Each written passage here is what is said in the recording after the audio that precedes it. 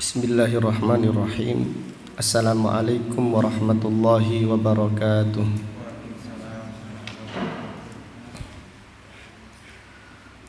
Innal hamdalillah nahmaduhu wa nasta'inuhu wa nastaghfiruh wa na'udzu billahi min syururi anfusina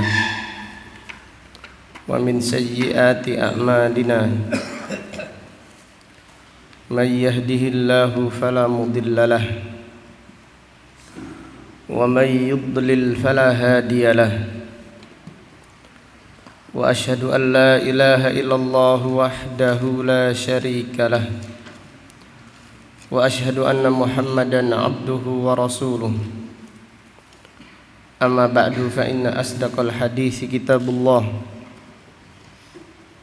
wa khairal hadi hadi Muhammadin sallallahu alaihi wasallam wa syarrul umuri muhdatsatuha wa kullu muhdatsatin bid'ah wa kullu bid'atin dhalalah wa kullu dhalalatin finnar. Alhamdulillah, pada siang yang berbahagia ini, yaitu hari Sabtu tanggal 7 bulan Rabiul Awal tahun 1442 Hijriah, dengan izin Allah Subhanahu wa taala kita melanjutkan kembali kajian tafsir Al-Qur'an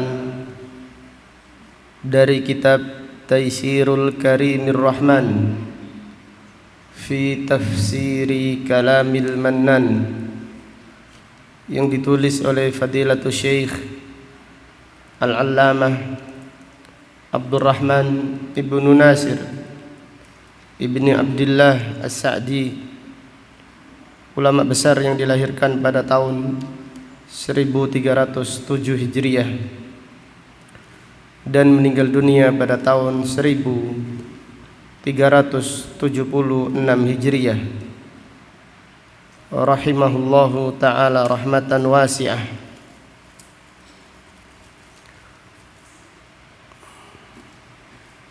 Pada kesempatan yang berbahagia ini kita akan mengkaji tafsir surat Al-Baqarah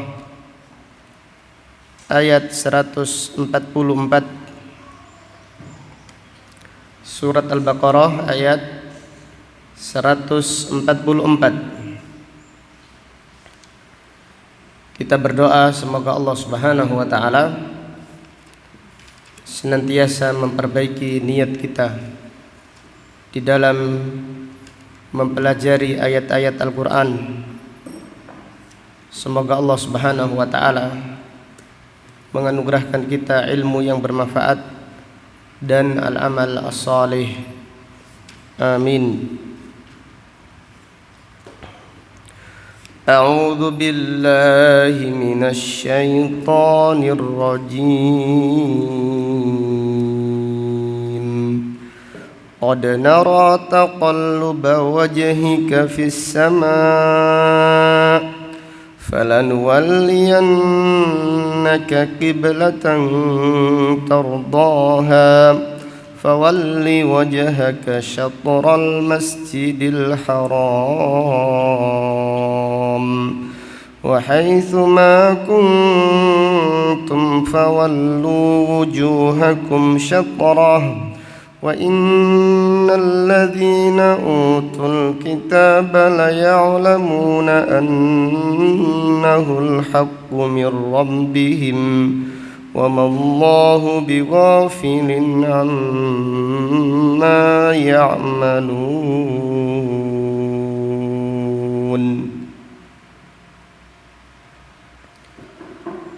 Allah Subhanahu wa taala berfirman, Qad nara taqalluba wajhika fis sama'. Sungguh kami melihat engkau selalu membolak-balikkan wajahmu ke arah langit, yaitu yang dimaksud Nabi sallallahu alaihi wasallam selalu melihat ke arah atas, menanti turunnya wahyu yang memerintahkan salat untuk menghadap Ka'bah. Karena sebelumnya kaum muslimin salatnya menghadap mana? Menghadap Baitul Maqdis. Orang-orang Yahudi mengejek kaum muslimin yang salat menghadap kiblat mereka. Maka Nabi sallallahu alaihi wasallam berharap agar Allah Subhanahu wa taala menurunkan wahyu agar diperintahkan salat menghadap Ka'bah. Maka Allah taala berfirman, "Qad nara taqalluba wajhika fis sama'."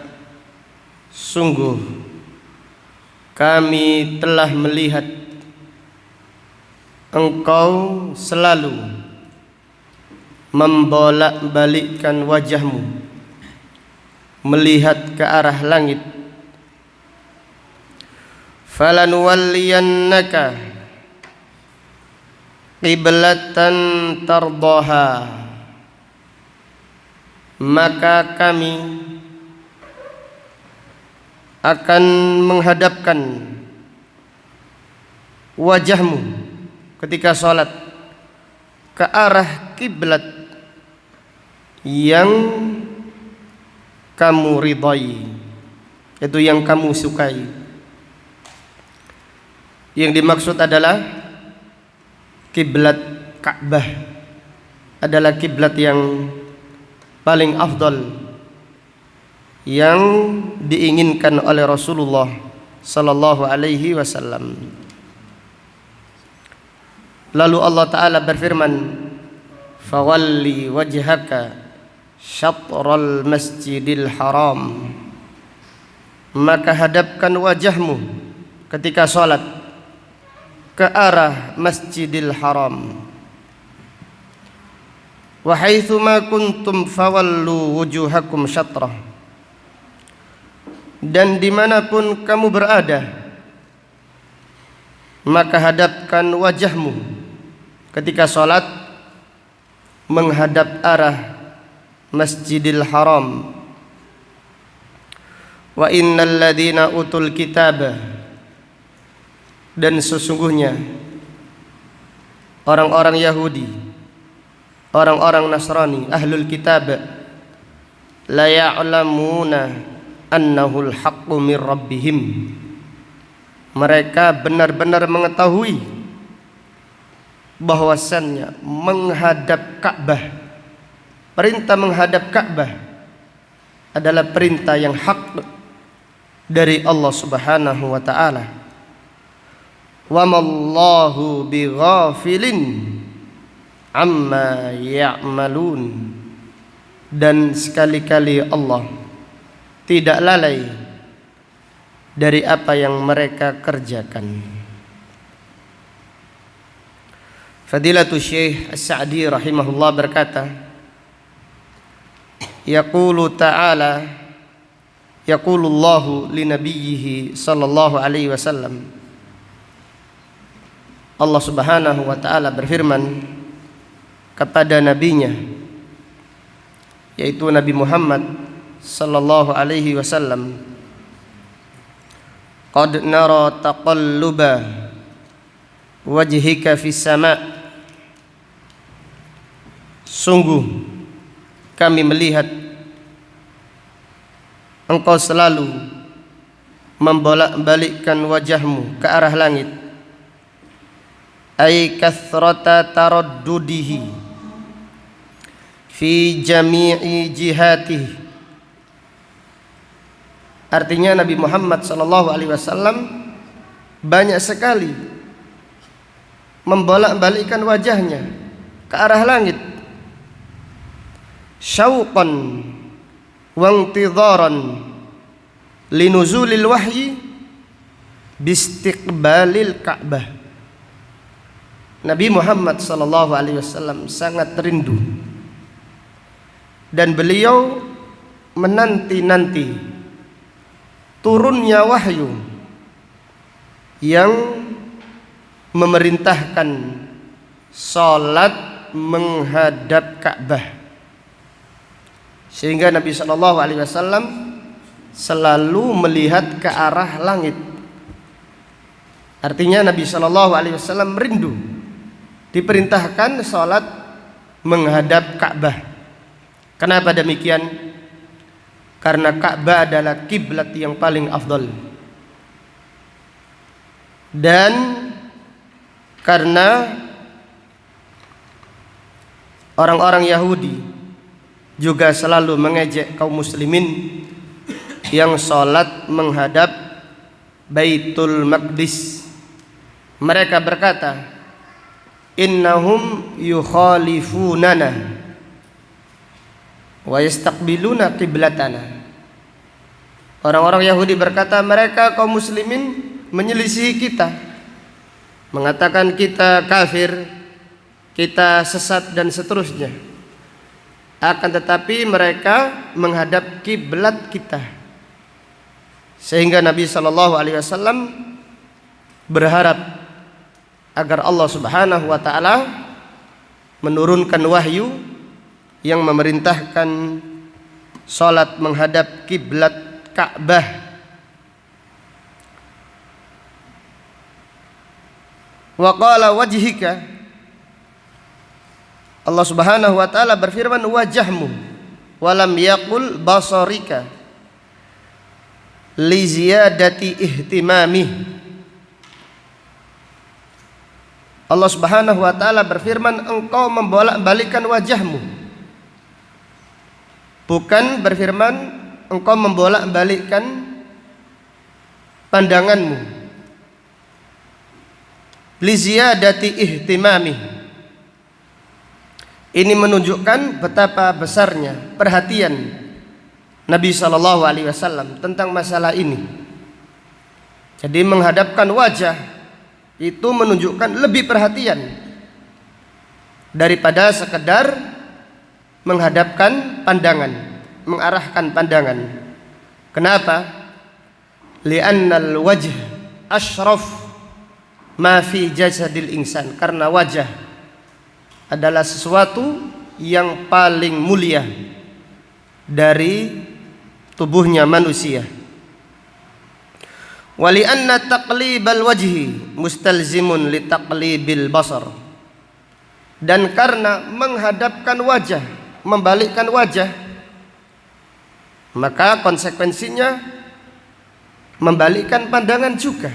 Tapi kalau memandang melirik belum tentu membalikkan apa? Wajah. Maka Fadilatul Syekh As-Sa'di menjelaskan Nabi sallallahu alaihi wasallam membalikkan wajah, membolak-balikkan wajah. Ini menunjukkan perhatiannya Nabi sallallahu alaihi wasallam, benar-benar sangat perhatian tentang masalah ini. Maka Allah taala berfirman, "Falanuwalliyannaka qiblatan tardaha." Ay nuwajjihuka liwalayatina iyyaka qiblatan tardaha ay tuhibbuha wa hiyal Ka'bah. Allah Subhanahu wa taala berfirman, maka kami memalingkan wajahmu, artinya kami memerintahkan engkau untuk menghadapkan wajahmu di dalam salat ke arah kiblat yang kamu sukai, yaitu Ka'bah. Wa fi hadza bayanun li fadlihi wa syarafihi sallallahu alaihi wasallam. Maka ini menunjukkan kemuliaan Nabi Muhammad sallallahu alaihi wasallam dan kedudukannya yang tinggi di sisi Allah Subhanahu wa taala. Haitsu anna Allah taala yusari'u fi ridahu, yaitu Allah Subhanahu wa taala bersegera, Allah Subhanahu wa taala bersegera memerintahkan perintah salat menghadap kiblat yang diridai, yang diinginkan oleh Rasulullah sallallahu alaihi wasallam. Thumma sarraha lahu biistiqbaliha. Kemudian Allah Subhanahu wa taala menerangkan dengan jelas, yaitu perintah salat menghadap Ka'bah. Faqala, Allah taala berfirman, fawalli wajhaka syatral masjidil haram, maka hadapkan wajahmu ketika salat ke arah Masjidil Haram. Wal wajhu ma uqbila min badalil insan.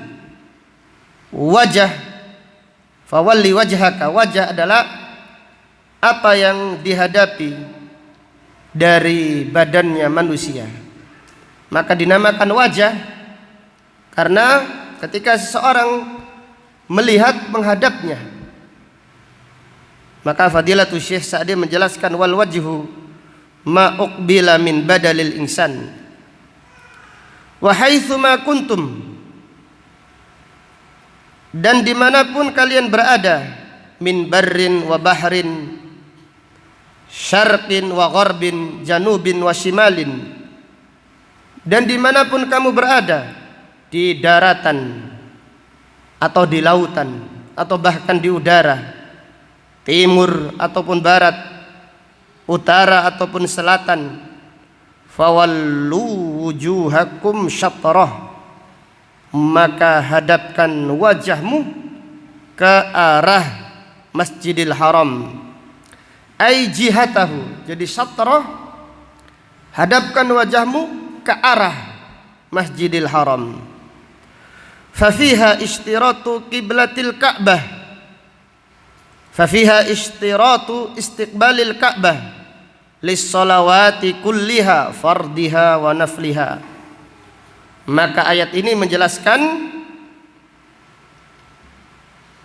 dipersyaratkan menghadap Ka'bah di dalam semua salat, baik salat yang wajib ataupun salat yang sunnah, salat fardu ataupun salat nafilah, dipersyaratkan menghadap kiblat. Maka para ulama menjelaskan menghadap kiblat adalah salah satu syaratnya salat. Wa innahu in amkana istiqbalu ainiha wa illa fayakfi syatraha wa jihataha. Kalau bisa menghadap Ka'bah, yaitu menghadap lurus, menghadap Ka'bah. Ini kalau bisa. Ini bagi orang yang ada di sekitar Masjidil Haram, atau bagi mereka yang masjidnya dekat dengan Masjidil Haram. Wa illa, kalau tidak sanggup, tidak mungkin, seperti kita yang jauh di Indonesia, cukup menghadap setengahnya atau menghadap ke arahnya. Jadi kita yang jauh dari Indonesia cukup menghadap arahnya saja.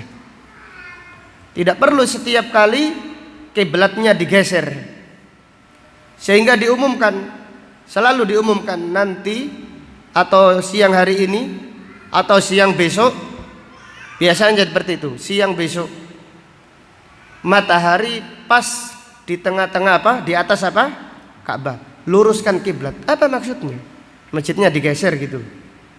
Atau garisnya yang digeser. Terus seperti itu. Tidak demikian. Jelas ya? Maka Rasulullah sallallahu alaihi wasallam bersabda, "Ma bainal masyriqi wal maghribi qiblah." Antara timur dan barat adalah kiblat. Kenapa demikian? Karena kiblatnya penduduk Madinah menghadap mana? Selatan. Kiblatnya penduduk Madinah selatan. Maka antara timur dan barat yang penting menghadap selatan. Itu adalah kiblat. Kalau kita orang Indonesia berarti antara utara dan apa? Selatan adalah kiblat. Yang penting menghadap arahnya saja. Barat condong ke utara sedikit sah, barat lurus juga sah. Maka Allah Ta'ala berfirman, fawalli wajhaka syatral masjidil haram. Hadapkan wajahmu ke arah. Jadi syatr itu pada asalnya artinya setengah. Syatrun itu bahasa Arabnya setengah. Tetapi diartikan para ulama syatrun artinya jihata. Para ulama tafsir mengartikan fawalli wajhaka syatral masjidil haram. Hadapkan wajahmu ke arah Masjidil Haram. Jadi sekiranya masjid yang dibangun menghadap apa? Barat, sedangkan kiblat itu agak utara, sudah sah, tidak perlu digaris lagi. Kemudian nanti ada pengumuman lagi, garisnya dipindah lagi, dipindah terus. Ini menyelisihi sunnatu Rasulullah sallallahu alaihi wasallam. Kemudian Fadilatul Syekh As-Sa'di berkata, wa annal iltifata bil badan mubtilun lis-shalah.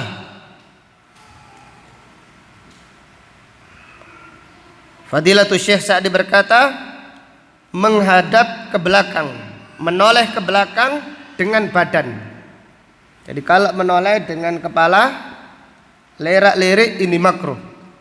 Tetapi menoleh ke belakang dengan badan sampai membelakangi kiblat ini membatalkan sholat.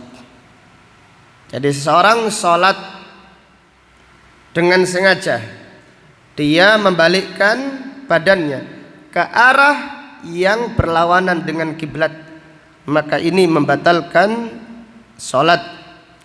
Li'annal amra bisyai' nahyun an diddihi. Karena perintah melaksanakan sesuatu, larangan sebaliknya. Jadi kalau kita diperintahkan menghadap kiblat, kebalikannya larangan apa? Larangan membelakangi kiblat. Maka siapa yang membelakangi kiblat dengan sengaja, maka sholatnya tidak sah. Kemudian beliau berkata rahimahullah, walamma dzakara ta'ala fi ma taqaddam al-mu'taridina ala dzalika min ahlil kitabi wa dzakara jawabahum. Ketika Allah Subhanahu wa taala menyebutkan protesnya tentang kiblat dari ahlul kitab atau yang lain, dan Allah Subhanahu wa taala sudah membantah protes tersebut. Artinya disebutkan pada ayat sebelumnya ahlul kitab protes, kenapa kaum muslimin kok sholatnya menghadap Ka'bah, padahal sebelumnya mereka menghadap Baitul Maqdis.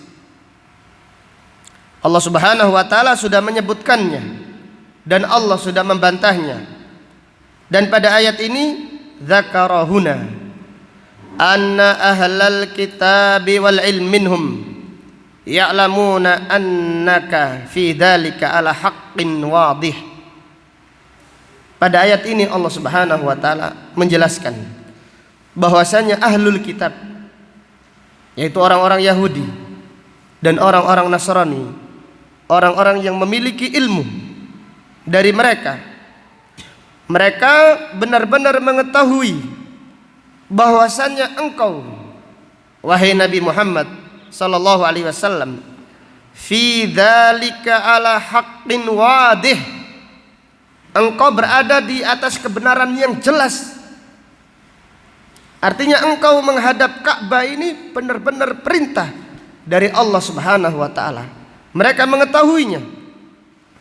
Lima yajidunahu fi kutubihim, karena mereka menjumpainya di kitab-kitab mereka. Artinya apa? Artinya ahlul kitab mengetahui dari kitab mereka kiblat yang terbaik adalah Ka'bah. Dan mereka mengetahui bahwasanya Nabi akhir zaman nanti salatnya akan diperintahkan menghadap Ka'bah. Mereka tahu ini, bukan tidak tahu. Fayaqtariduna inadan wa baghyan. Namun mereka protes sebagai bentuk pembangkangan dan kesombongan, karena mereka sangat dengki terhadap umat Islam. Fa idza kanu ya'lamuna bi khata'ihim, apabila mereka tahu bahwasanya mereka itu salah, mereka tahu kesalahan mereka, fala tubalu bidzalika, maka jangan hiraukan protesnya mereka. Fa innal insana innama yaghummuhu i'tiradu man i'tarada alaihi idza kana al-amru mustabihan.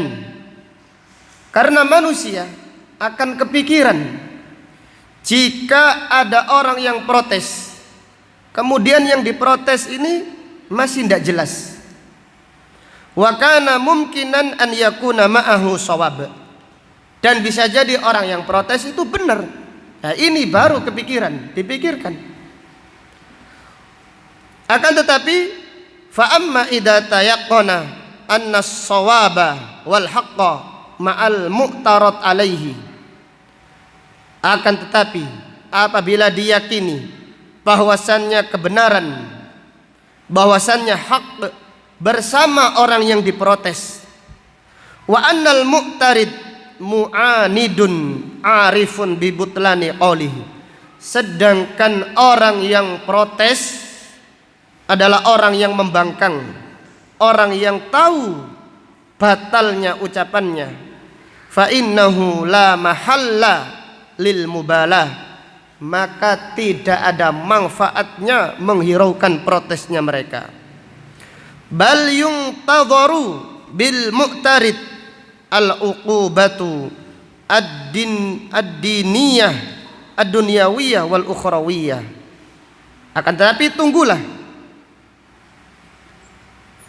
bagi orang-orang yang protes, ditunggu bagi mereka datangnya hukuman Allah di dunia dan di akhirat. Fadilatul Syekh As-Sa'di menjelaskan, kalau ada orang yang protes, protesnya ini dilihat dulu. Protesnya karena masalah ini bisa jadi yang protes ini benar. Nah, ini didiskusikan yang baik. Karena bisa jadi yang protes benar. Akan tetapi jika yang protes tahu kalau yang diprotes ini benar, mereka yang protes tahu kalau dia salah, maka orang semacam tersebut janganlah dikubris, janganlah dihiraukan. Akan tetapi orang yang semacam itu ditunggu saja datangnya siksa Allah di dunia dan di akhirat. Walihada qala ta'ala, maka dari itu Allah Ta'ala berfirman, wa mallahu bighafilin amma ya'malun, dan Allah tidak lalai dari apa yang mereka kerjakan. Bal yahfadhu alaihim a'malahum wa yujazihim 'alaiha wa fiha wa'idun lil mu'taridin wa tasliyatun lil mu'minin. Allah tidak lalai dari apa yang mereka kerjakan, bahkan Allah menjaganya dan Allah akan membalasnya. Dan pada ayat ini adalah peringatan keras bagi orang-orang yang protes terhadap perintah Allah dan syariatnya.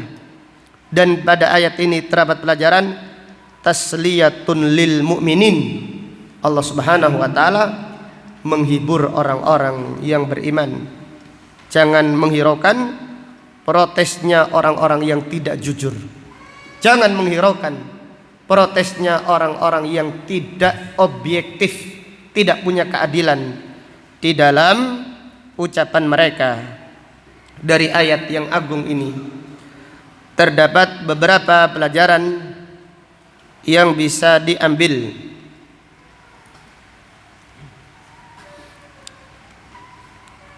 Yang pertama, fihi jawazun nadhari ila sama' illa fi halatis shalah.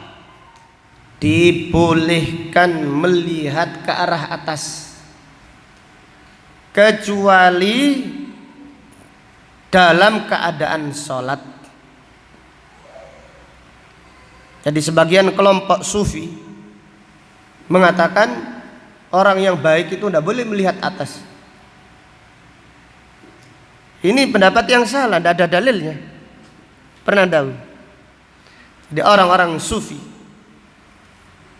saking tawaduknya, saking baiknya menurut mereka, jadi harus adab, tidak boleh melihat atas.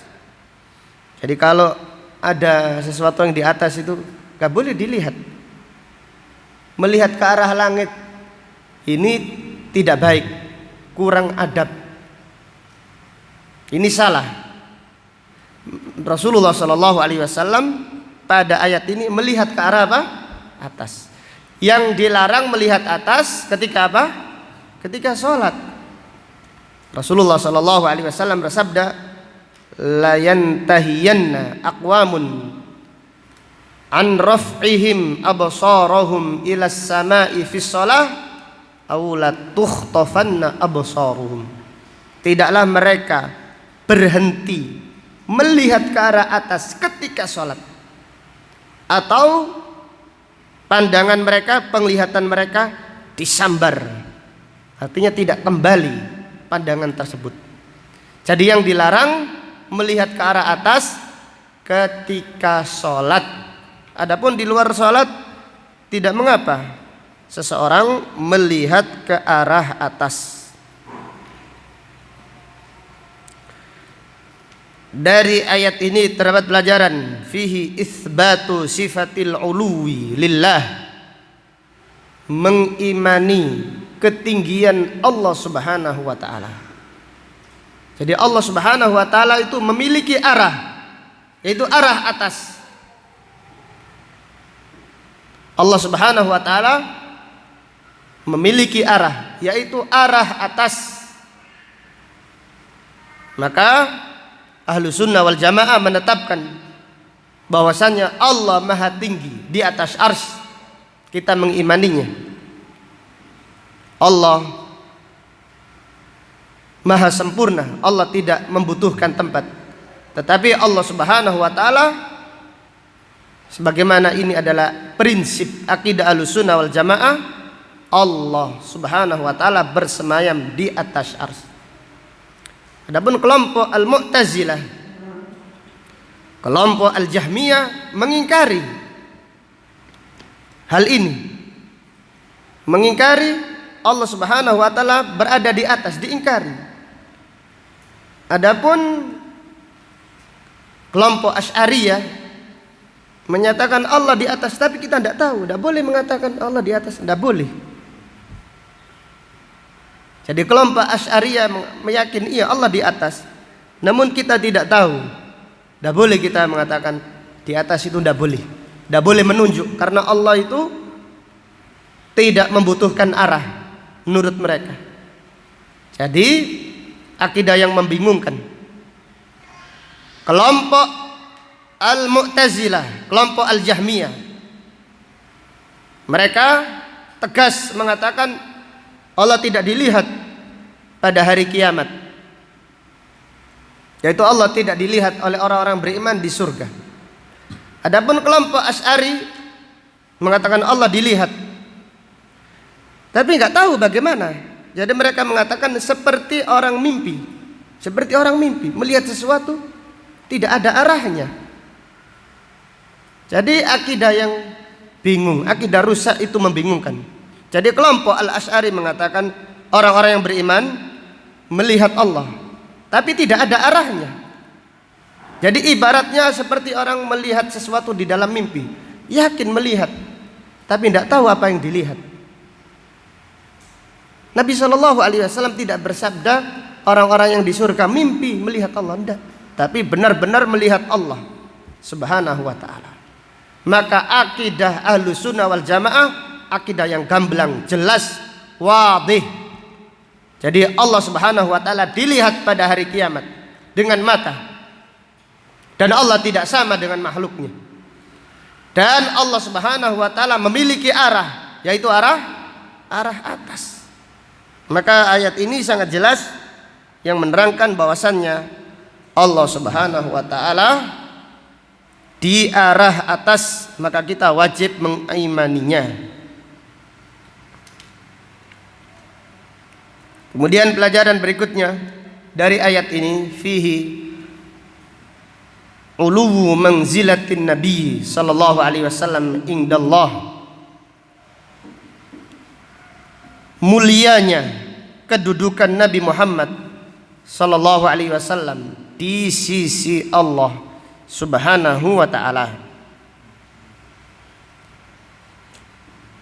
Jadi ayat ini menjelaskan kemuliaan, mulianya kedudukan Nabi Muhammad sallallahu alaihi wasallam di sisi Allah Subhanahu wa ta'ala. Maka Allah pada ayat ini memerintahkan orang-orang yang beriman salat menghadap kiblat yang diinginkan, yang diridhai, yang disukai Rasulullah sallallahu alaihi wasallam.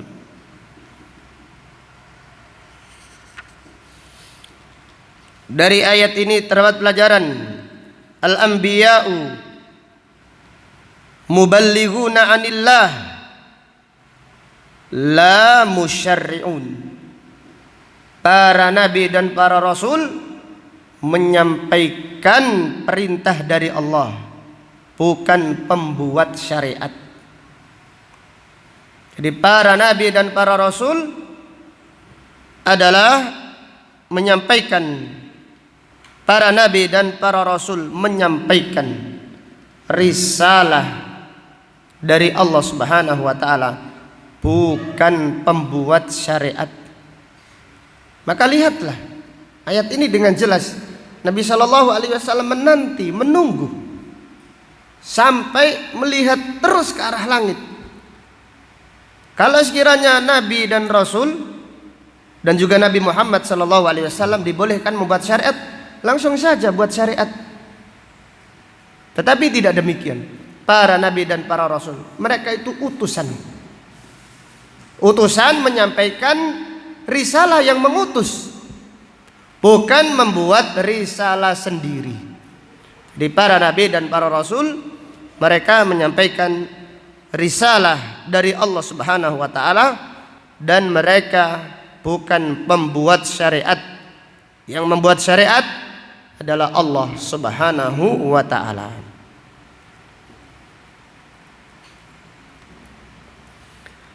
Kemudian pelajaran berikutnya dari ayat ini, fihi syaraful Ka'bah. Dari ayat ini terdapat pelajaran penjelasan tentang kemuliaan Ka'bah. Ka'bah adalah masjid yang paling mulia. Bahkan Ka'bah adalah kiblat yang paling afdal. Maka pada ayat ini Nabi Muhammad SAW ingin sekali diperintahkan sholat menghadap Ka'bah.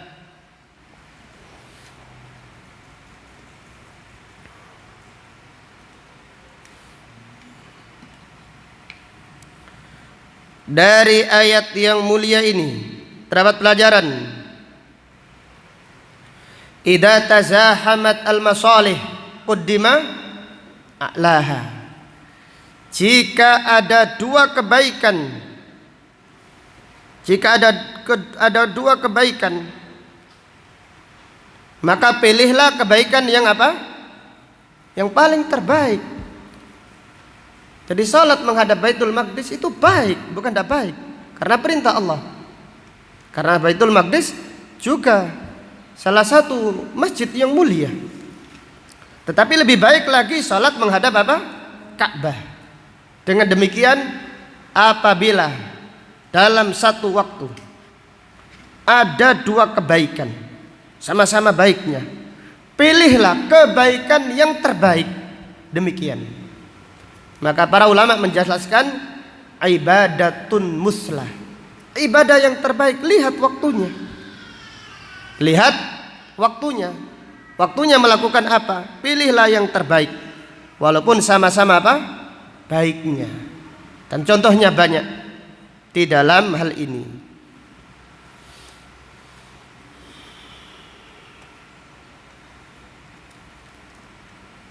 Kemudian pelajaran berikutnya dari ayat ini terdapat pelajaran fihi syarafu hadhil ummah, kemuliaan umat Islam, umat yang terbaik.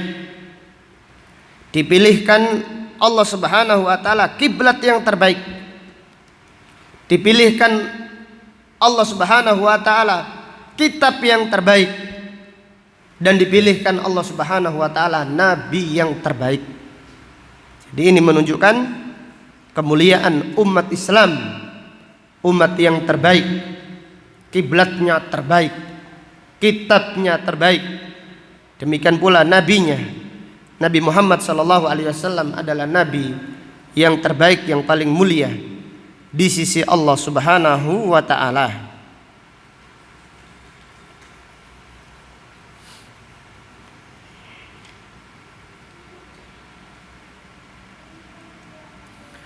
Dari ayat ini terdapat pelajaran fihi istiqbalul qiblah syartun min syurutis shalah.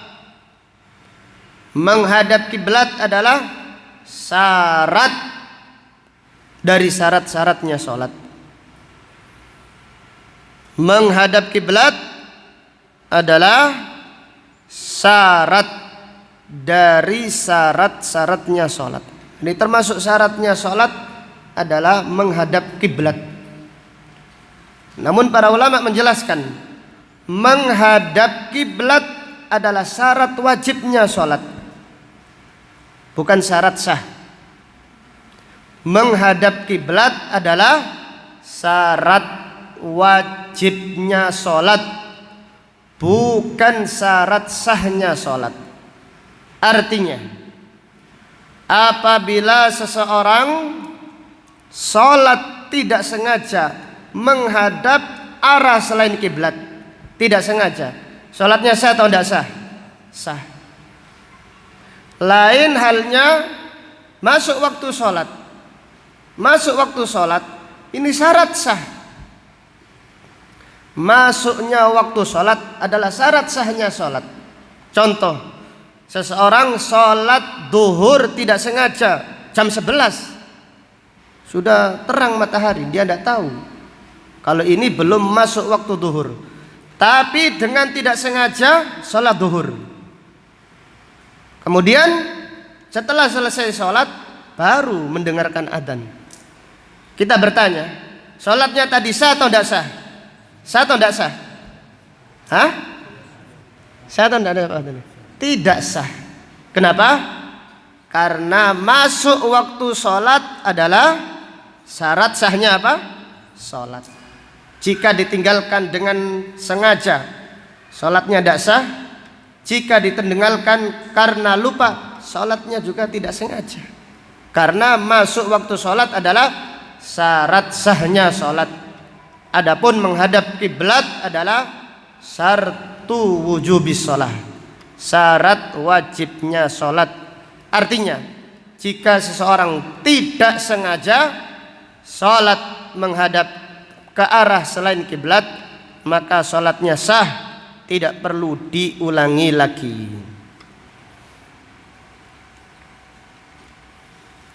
Kemudian pelajaran berikutnya dari ayat ini fihi jawazu istiqbali jihatil qiblah, dibolehkan sholat menghadap arahnya kiblat. Tidak harus lurus, dan ini mustahil bagi orang yang jauh dari Masjidil Haram. Maka dibolehkan menghadap arahnya kiblat. Allah Ta'ala berfirman, fawalli wajhaka syatral masjidil haram. hadapkan wajahmu ke arah Masjidil Haram.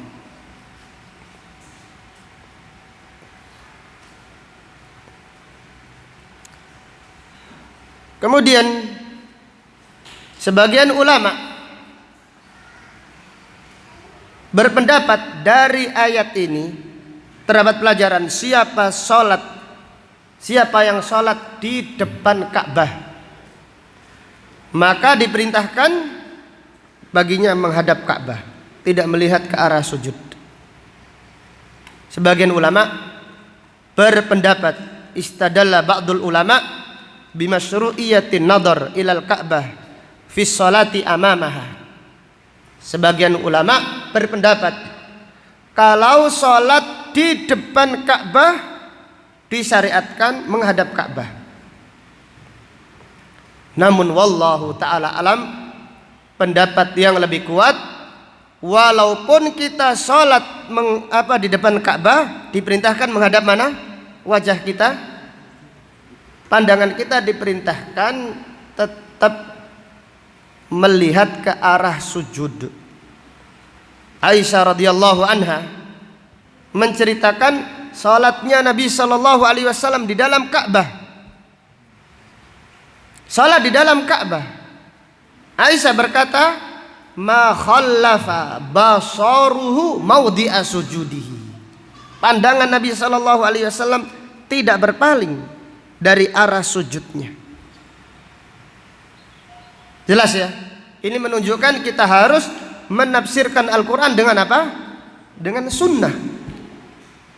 Kita harus menafsirkan Al-Quran dengan sunnah. Perintah menghadap Ka'bah bukan perintah melihatnya. Jelas ya? Tetapi kita diperintahkan menghadap ke arah. Adapun pandangan kita ketika sholat walaupun di depan Ka'bah, lebih utama kita mengikuti sunnah Rasulullah sallallahu alaihi wasallam, yaitu tetap menghadap ke arah sujud. Jadi pandangan kita tetap melihat ke arah sujud. Wallahu taala a'lam.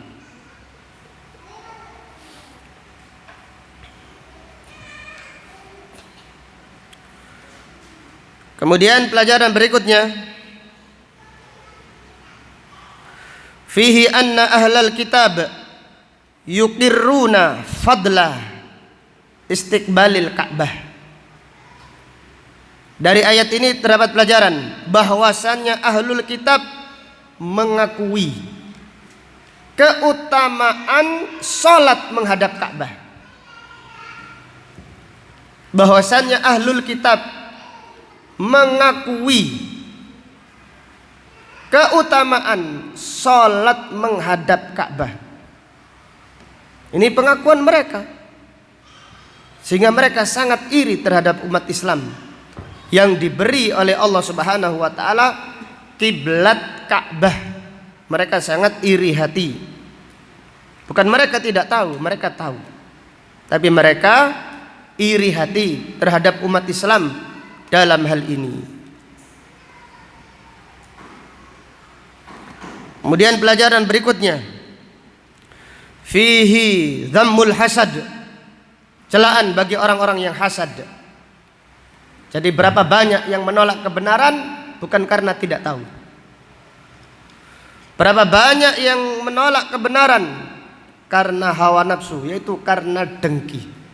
Jadi gara-gara Nabi yang diutus di akhir zaman adalah dari Bani Ismail, maka orang-orang Yahudi yang mereka adalah keturunan Bani Ishaq, mereka tidak mau beriman. Bukan karena mereka tidak tahu, mereka benar-benar tahu bahwasanya Nabi akhir zaman adalah Nabi yang benar, kiblatnya benar, kitabnya benar. Mereka tahu, namun mereka tidak mau beriman karena mereka iri hati, dengki terhadap orang-orang Arab. Karena orang-orang Arab umumnya mereka adalah Bani Ismail. Mereka adalah dari keturunan Bani Ismail. Terutama Nabi Muhammad sallallahu alaihi wasallam adalah Bani Ismail. Dari ayat ini terdapat pelajaran fihi at-tahdziru min tarkil amal ba'dal ilm. Peringatan keras dari meninggalkan amal setelah mengetahuinya. Peringatan keras dari meninggalkan amal setelah mengetahuinya. Demikian orang-orang Yahudi dilaknat oleh Allah karena mereka tidak mengamalkan ilmu yang sudah mereka ketahui.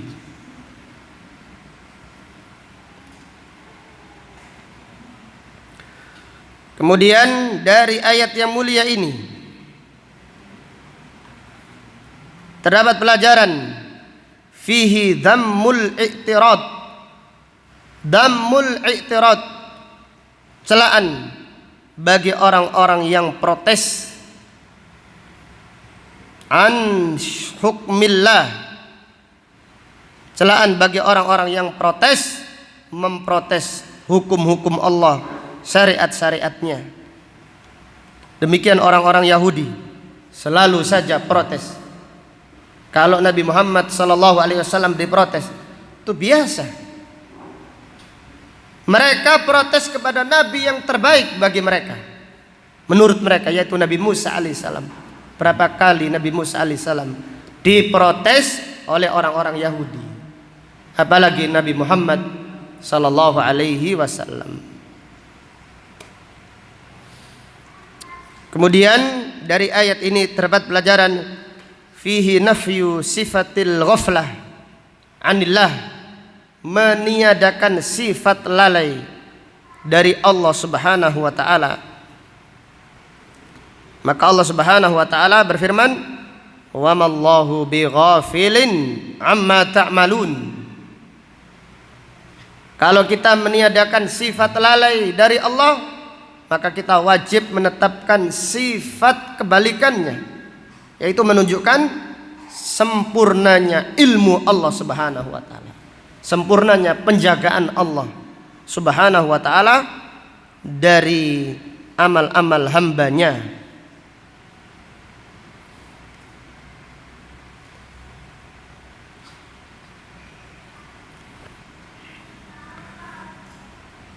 Dari ayat ini terdapat pelajaran fihi al-hadar minal uqubah ad-dunyawiyah wal ukhrawiyah bisababil i'tirad an hukmillah. Hati-hati dari datangnya hukuman Allah di dunia dan di akhirat disebabkan protes terhadap syariat Allah. Jadi hati-hati dengan datangnya hukuman Allah di dunia dan di akhirat, cepat atau lambat. Jadi orang yang protes, orang-orang yang menolak hukum Allah, kalau mereka tidak sadar, kalau mereka tidak tobat, maka Allah Subhanahu wa taala akan mengadab mereka. Kalau tidak di dunia, Allah akan mengadab mereka di akhirat nanti. Maka Allah Ta'ala berfirman mengancam, wa mallahu bighafilin amma ya'malun, dan Allah tidak lalai dari apa yang mereka kerjakan. Wallahu Ta'ala a'lam bisawab. Demikian apa yang dapat disampaikan pada kajian siang hari ini. Insyaallah akan kita lanjutkan pada pengajian besok. Subhanaka Allahumma wa bihamdika asyhadu an la ilaha illa anta astaghfiruka wa atubu ilaik. Walhamdulillahi rabbil alamin. Assalamualaikum warahmatullahi wabarakatuh.